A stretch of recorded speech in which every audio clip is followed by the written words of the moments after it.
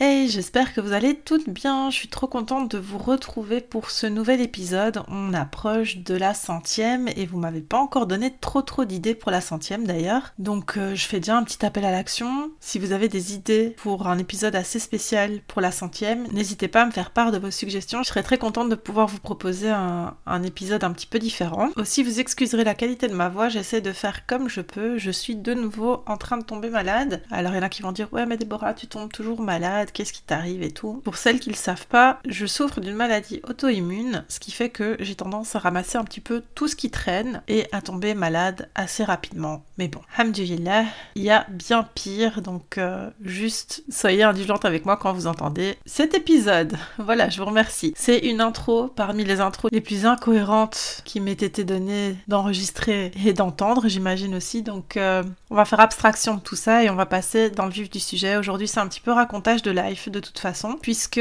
j'avais envie de faire un épisode qui touche à mon expérience en tant que femme TDAH, HP, introvertie, entrepreneur, tout ça.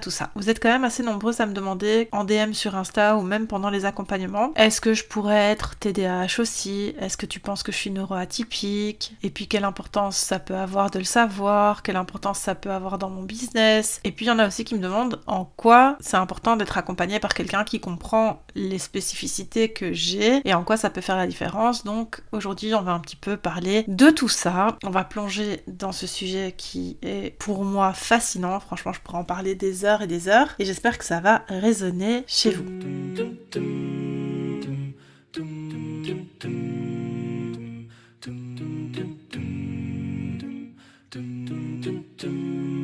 Donc je vais commencer par vous raconter un petit peu mon histoire par rapport à ça. Donc moi j'ai toujours su que je fonctionnais différemment, on va dire, mais c'est seulement il y a quelques années que j'ai mis des mots sur ce qu'il en était réellement. Donc TDAH, pour celles qui savent pas, trouble de l'attention avec ou sans hyperactivité. HP, que certains définissent encore en deux catégories avec HPI ou HPE, donc haut potentiel intellectuel ou émotionnel. Moi je pars du principe que haut potentiel c'est haut potentiel, ça inclut les deux. Et puis il y a encore d'autres choses qui se greffent à tout ça, mais on va rester un petit peu focus sur ces deux-là, donc tout ce qui concerne le TDAH et le haut potentiel. Donc pour moi ça a été une révélation, mais ça a aussi été un grand soulagement. Comme beaucoup de personnes qui sont détectées à l'âge adulte, ça passe souvent par les enfants. Donc moi, c'est en faisant le nécessaire par rapport à ma fille que j'ai pu me mettre en miroir et constater que, en fait, moi aussi je suis comme ça. Donc quand je te parle de révélation, c'est parce que j'ai enfin compris pourquoi certaines choses me paraissaient hyper difficiles alors que pour tout le monde c'était hyper simple, alors que d'autres choses que les gens ont tendance à trouver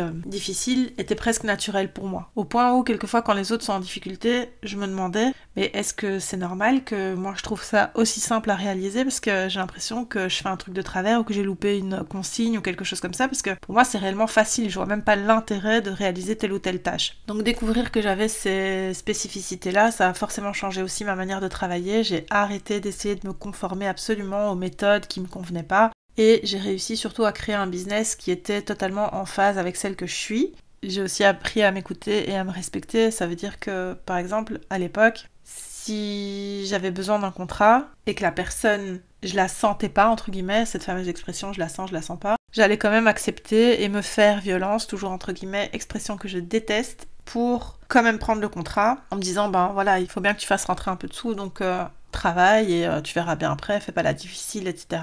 Mais souvent ça se soldait par une déception ou par une fin de collaboration un petit peu compliquée ou des choses comme ça. Soit la cliente ne paye pas, soit elle disparaît, soit elle abuse dans ses demandes, etc. Au final, je te dis, j'ai appris à m'écouter, à me respecter, surtout parce que, par exemple, quand j'ai ce sentiment de « non, je le sens pas », j'y vais plus en fait. Et dorénavant, les réactions qui suivent ne sont plus de la déception, mais sont de la satisfaction et de l'enthousiasme, parce que je me dis « Ah mais j'ai bien fait de pas faire ça, parce que regarde, maintenant il y a telle et telle chose qui sont arrivées, ou plutôt j'ai collaboré avec une autre personne, et ça se passe hyper bien, etc. » Donc j'apprends vraiment aussi à m'écouter. Et donc des exemples comme ça, j'en aurais des dizaines et des dizaines, ou des mises en situation pour vous expliquer exactement comment ça peut se traduire et se transmettre au quotidien dans mon activité. J'en ai plein, donc ce sera plutôt à vous de me dire, les filles, si vous avez envie qu'on creuse plus ce sujet-là et qu'on aille plus loin et dans quoi exactement. Donc n'hésitez pas à mettre des questions ou des remarques, soit sous la vidéo sur YouTube, soit en DM sur Insta, soit vous m'envoyez un mail. Vous faites comme vous voulez, mais vous me faites savoir ça. Donc là, je vais pas étaler plus, mais si tu te poses toi aussi la question, et vous savez que je passe du tu au vous n'importe comment dans le podcast, donc indulgence avec moi s'il vous plaît. Mais donc voilà, si toi aussi tu te poses cette question, et si tu t'es un petit peu reconnu dans ce que j'ai expliqué, j'ai quelques pistes pour toi. Donc tu peux te demander déjà si tu as l'impression de pas tenir en place mentalement ou de toujours chercher des nouvelles idées, parce que le TDAH par exemple, c'est pas que de l'hyperactivité physique. Ça peut être l'hyperactivité physique, mais ça peut aussi être l'hyperactivité cérébrale. Et donc souvent on dit ouais moi je suis TDA, mais je suis pas TDAH, mais laisse le H ma frangine, parce que franchement, je pense que dans ta tête, il y a Hamtaro qui court là, donc l'hyperactivité, elle est bel et bien là. Donc si tu as cette impression-là, faut peut-être commencer à te poser les questions. Alors moi, je suis pas une professionnelle de ce domaine-là. Je suis une professionnelle qui a un TDAH, mais je suis pas une professionnelle du TDAH, en tout cas pas encore. J'aimerais me former plus là-dedans, mais en tout cas, ce que je peux faire, c'est te donner des pistes ou quand tu trouves que oui, effectivement, ça colle à moi et à ma personnalité, à mon fonctionnement, etc., ben tu te diriges vers quelqu'un qui peut t'aider plus, évidemment. Donc là, je t'ai parlé du fait d'avoir 1000 idées à la seconde et que ça s'arrête jamais, il n'y a pas de bouton stop. Alors t'as aussi la possibilité d'avoir une impression de décalage avec les autres, comme si tu parlais pas toujours la même langue qu'eux, comme si t'étais toujours un petit peu à côté de la plaque, genre les gens rigolent à une vanne et toi t'es là... pas compris. Du coup, tu vas peut-être adopter un masking pour t'adapter en fait à ce que ton entourage fait. Et donc, tu vois que les gens rigolent, ben tu vas rigoler aussi parce que bah ouais, c'est drôle. Mais toi, dans ta tête, t'es là, pas compris. Ou l'inverse, quoi. Tu vas avoir un humour assez spécial avec lequel tout le monde ne va pas accrocher. Et quelquefois, tu te prends un vent ou alors... tu te retrouves à devoir expliquer la vanne, quoi. Malaise. Mais bon, ça fait partie du lot. À ce moment-là, tu peux aussi commencer à te poser des questions, je pense. En tout cas, ça fait partie des choses, surtout si ça commence à se stacker les uns sur les autres. Tu dis, ah ouais, il y a ça, il y a ça, il y a ça. Ah ouais, ça aussi. Ben, je pense que tu peux commencer à y réfléchir. Après, il y a la partie d'hypersensibilité à tout ce qui t'entoure. Est-ce que tu es hypersensible à ce qui t'entoure ou hypersensible et concentré sur certains sujets qui te passionnent mais incapable de rester focus sur des choses que tu juges ou que tu estimes ennuyeuses? Ça peut être aussi quelque chose qui peut t'alerter. Et je répète, moi je suis pas médecin. C'est des traits qu'on associe souvent soit au TDAH ou au potentiel. L'important c'est surtout de comprendre comment tu fonctionnes et d'accepter que ton mode de pensée est valide. Peu importe l'étiquette. Et d'ailleurs, le but, c'est pas de mettre une étiquette. J'ai l'impression qu'il y a une mode un peu comme ça, des hauts potentiels, du TDAH, etc., etc. Il n'y a rien de valorisant ou de dévalorisant, en fait, à ça. Il y a aussi beaucoup de personnes qui me disent, mais est-ce que tu penses qu'il faut absolument que je me fasse détecter pour le haut potentiel ou diagnostiquer pour le TDAH, etc. Ou est-ce que tu penses que mon enfant, je devrais aller consulter, etc., etc. Ben, il y a deux réponses possibles. Mais en réalité, il n'y en a qu'une, c'est fais comme toi tu le sens. Mais si moi je devais donner un conseil, c'est est-ce que tu veux une étiquette? Est-ce que tu veux le savoir juste pour pouvoir dire moi je suis ceci ou moi je suis cela? Dans ce cas-là, moi je trouve pas que ce soit important de le faire. Ou est-ce que, d'ailleurs il y a plus que deux possibilités, maintenant que je parle.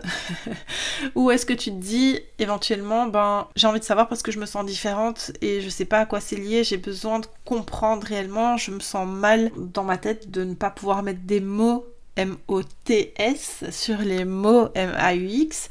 Donc voilà, j'ai besoin de savoir, je dois savoir, j'ai besoin de le savoir. Voilà, je veux pas rester à naviguer dans l'inconnu. Donc dans ce cas-là, évidemment, j'encourage fortement à aller plus loin. Et il y a aussi les personnes qui disent, moi je suis certaine, j'en suis sûre à 100% que je le suis, j'ai pas besoin d'aller me faire diagnostiquer ou quoi, parce que tout ce que je lis va dans ce sens-là, etc. Et je le vis bien, je me porte bien, j'ai pas besoin d'aller plus loin. Dans ce cas-là, toutes les réponses sont déjà là en fait. Donc si toi tu te sens bien et que t'as pas besoin d'aller vers plus, reste comme ça, c'est très très bien. Du coup, pourquoi c'est important dans ton activité quand même de savoir ce qu'il en est, si t'as en tout cas une suspicion, etc.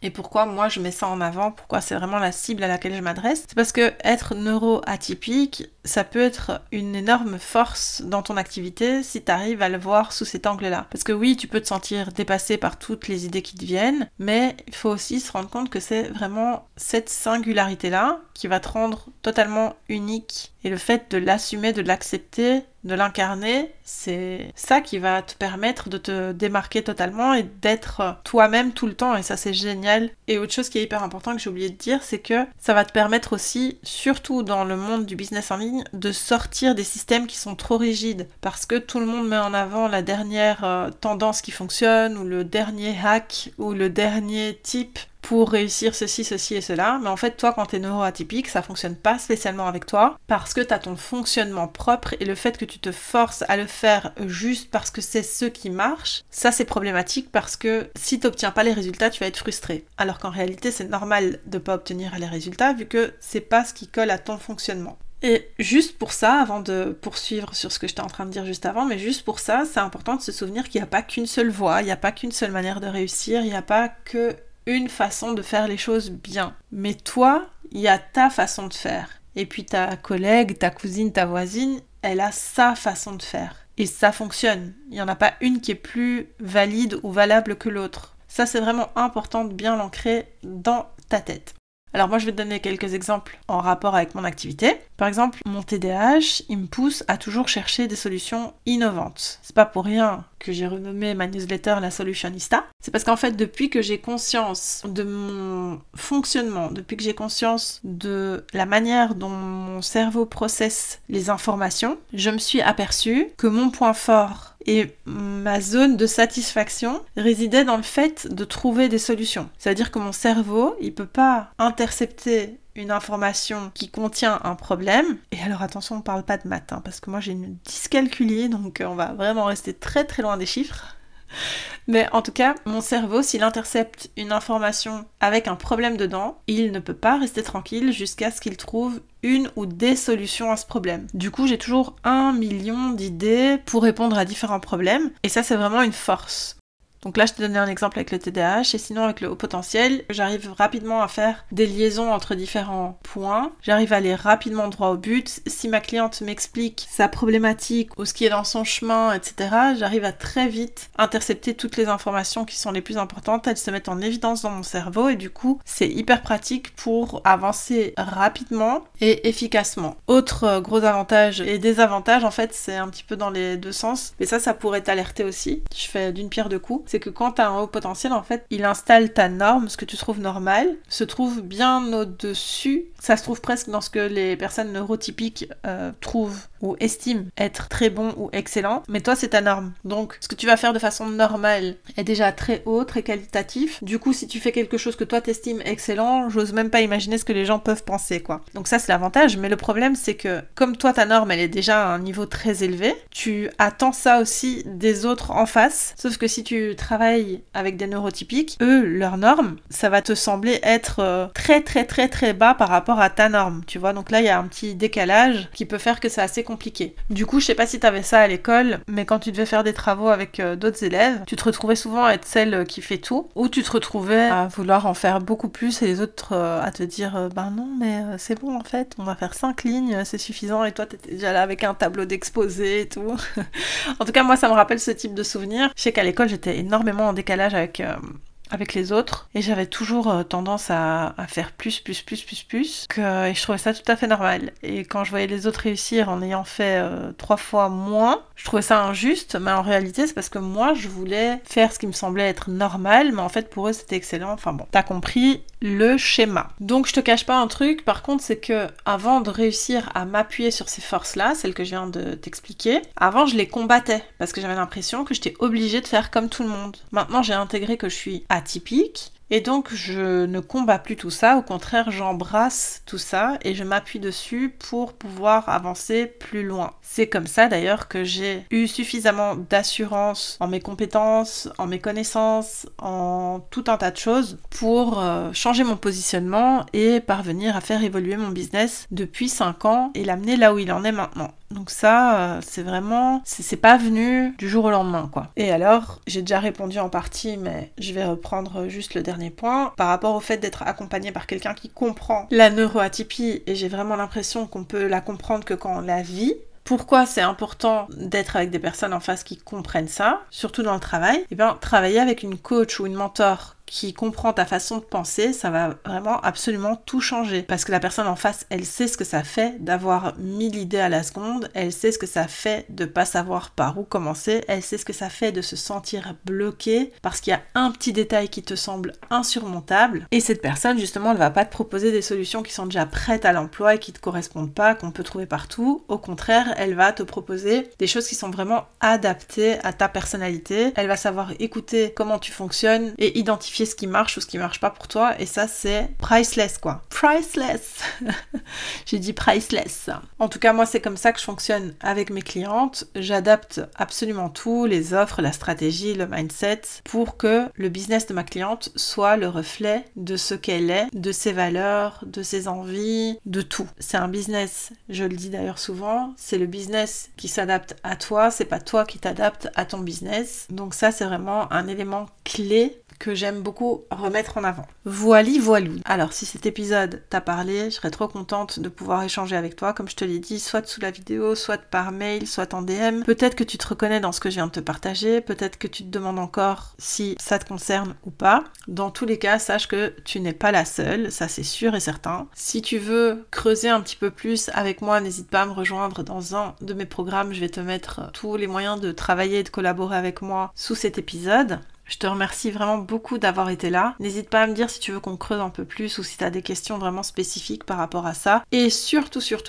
j'oublie toujours de le demander. On va arriver au 100e épisode tout doucement et j'ai peut-être dû le demander dans 5 épisodes, mais si tu as envie de m'aider à faire connaître le podcast à d'autres entrepreneurs qui pourraient être intéressés par ce que j'ai à leur partager, tu peux faire une chose qui est toute simple et qui ne te coûte rien, c'est liker, commenter là où c'est possible, et si tu écoutes cet épisode sur Apple Podcast, laisse-moi s'il te plaît 5 étoiles et un petit message. Ça va faire remonter le podcast et ça va me permettre de le faire connaître à d'autres personnes. Donc en tout cas, 1000 fois merci, je te fais de gros bisous. Encore désolée pour ça, j'espère à la semaine prochaine avec une voix bien claire et apaisée. D'ici là, prends bien soin de toi, je te retrouve très vite. Bye. قل له كن فيكون قل له كن فيكون قل له كن فيكون يا من لقلبي شفاء من كل داء خلقت دواء من لي غيرك ربي يشفيني يا مولاي